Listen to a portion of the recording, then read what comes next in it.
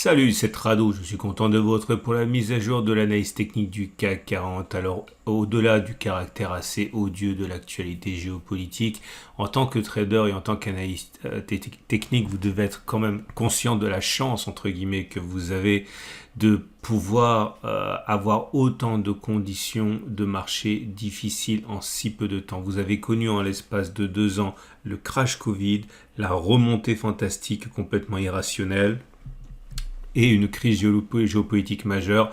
Honnêtement, je pense qu'on peut difficilement faire, entre guillemets, une nouvelle fois mieux que ce qui se passe depuis 2 ans. Alors voilà où nous en sommes. On va regarder tout de suite les données hebdomadaires parce que ça va avoir son intérêt pour la suite et parce que nous sommes vendredi et regardez ce qui va se passer si vendredi on termine comme on en est actuellement. Ça voudrait dire que le canal haussier de moyen terme serait cassé.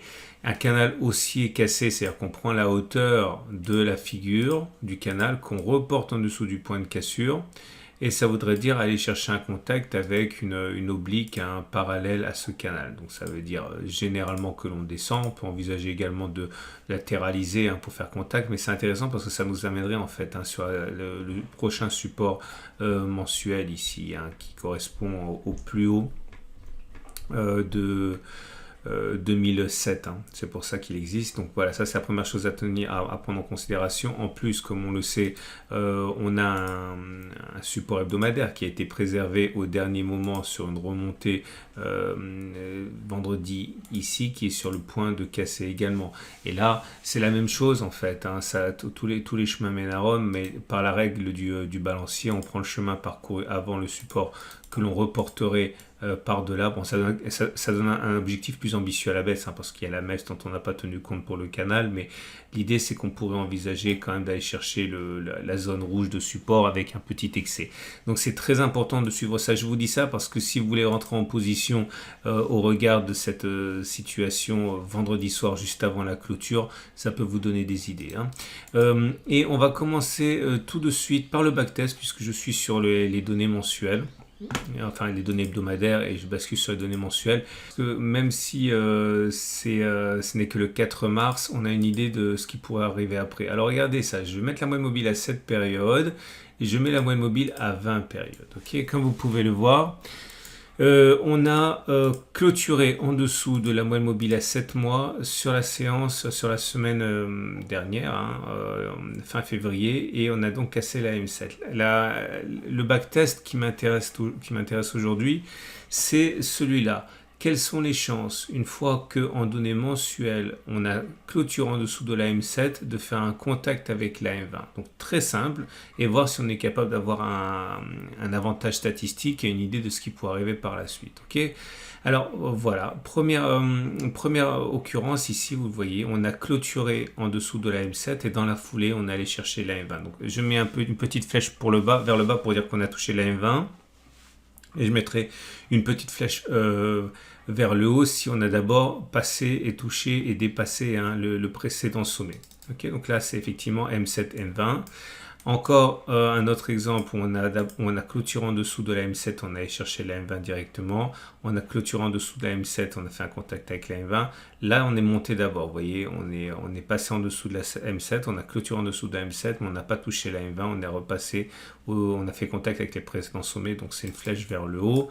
Et voilà encore une flèche vers le bas, vers le bas, vers le haut, vers le bas, vers le bas. Encore vers le haut. Vers le haut, vers le bas, vers le haut, vers le bas, vers le bas, 4 fois vers le bas, 4 fois vers le haut, et ça y est, on est à l'origine du CAC 40. Alors évidemment très peu d'occurrences puisqu'on est en données mensuelles, mais sur les 18 occurrences, les 18 fois où on a clôturé en dessous de la M7, eh bien 12 fois on a fait un contact avec la moyenne mobile à 20 mois, et 6 fois on ne l'a pas fait. Autrement dit, 67% de chances que si on clôture en dessous de la M7, il y ait également contact avec la M20, soit tout de suite, soit plus tard. Et 33% de chances pour que l'on clôture en dessous de la M7, mais que l'on inscrive de nouveau plus haut. Ce que je suis en train de vous dire, c'est que là, on a clôturé en dessous de la M7. Il est donc vraiment plausible que l'on aille chercher l'AM20, ce qui correspondrait à un retour sur ce support que j'ai déjà mentionné 2 fois. Alors j'ai fait un deuxième backtest rapide pour enlever les fois où on faisait les deux dans la foulée. Par exemple ici vous voyez, on a fait M7 et M20 dans la foulée. Et là, on n'a pas fait M7 et M20 dans la foulée. On a d'abord fait une clôture en dessous de la M7, on n'a pas touché la M20. J'ai regardé ce que ça donne si on ne tient pas compte de ces occurrences où on fait M7 et M20 dans la foulée. Et ça reste quand même orienté à la baisse, puisqu'il n'y a plus que 16 occurrences.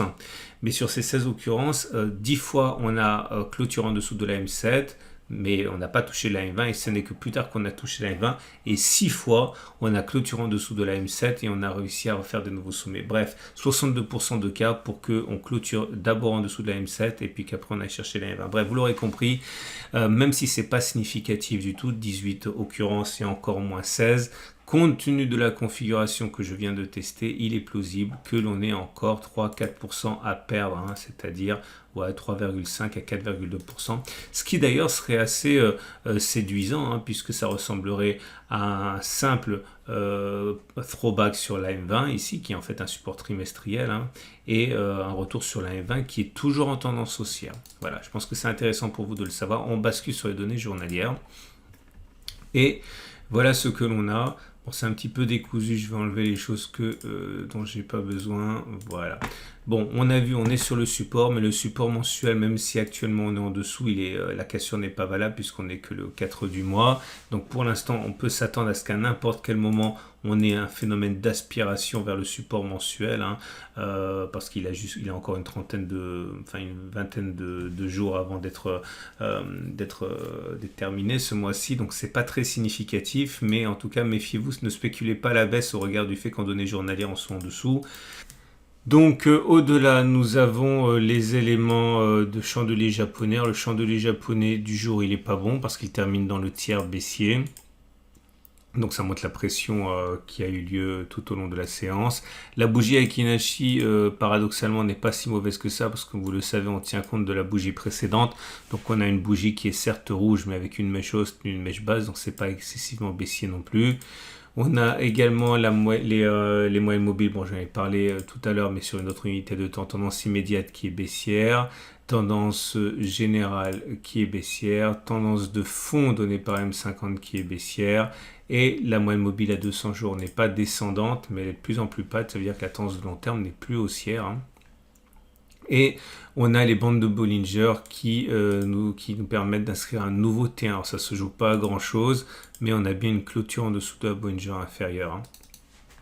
Tout ça milite pour un petit grain de folie qui pourrait effectivement une fois de plus nous amener 3 à 4% plus bas sur la semaine qui vient.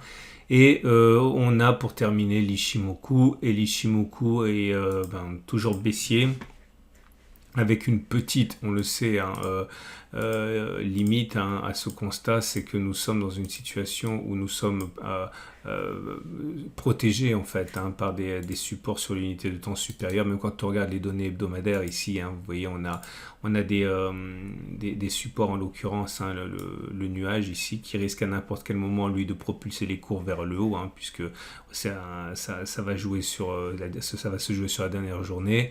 Et en tout cas, si on ne se tient pas compte de ça et qu'on regarde simplement la situation telle qu'elle est au regard des courbes de l'Ichimoku, c'est baissier, puisque vous avez le nuage qui est descendant, vous avez également la Tenkan qui est descendante, vous avez la Kijun qui est descendante. Bref, si on ne tient pas compte des autres unités de temps, si on ne tient pas compte des supports que l'on a, pour l'instant, encore une fois, c'est baissier.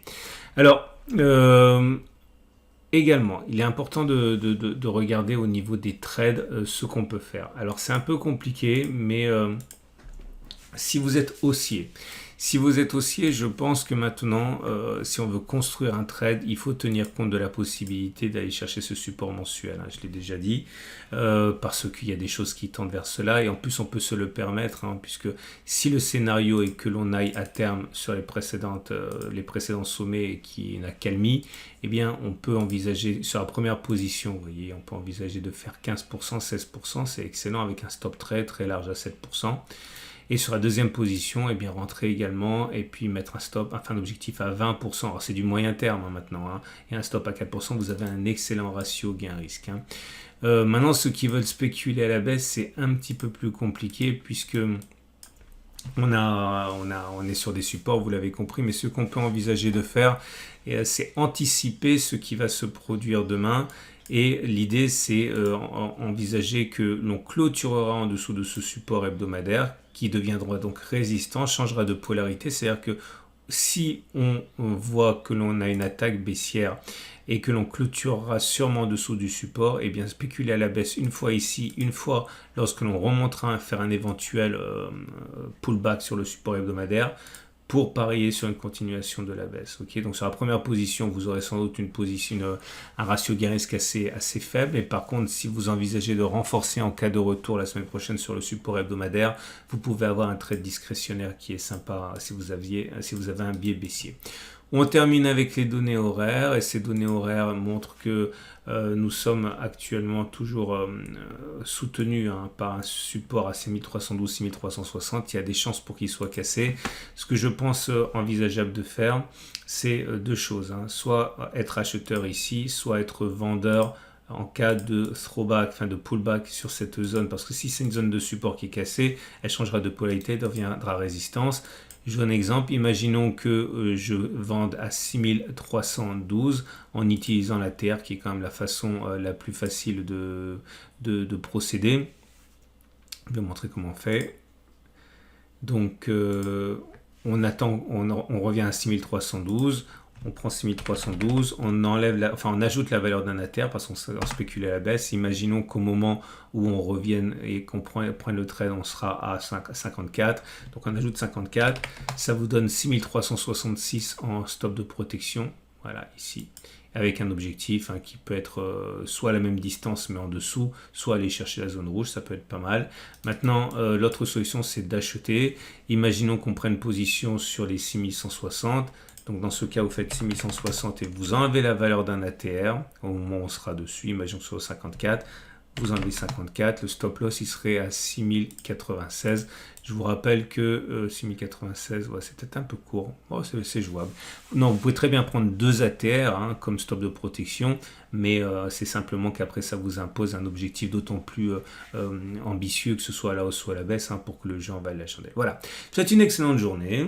Je vous donne rendez-vous demain pour la mise à jour du marché de l'or et des zones d'accumulation rationnelle pour le long terme si vous voulez investir à l'horizon du long terme.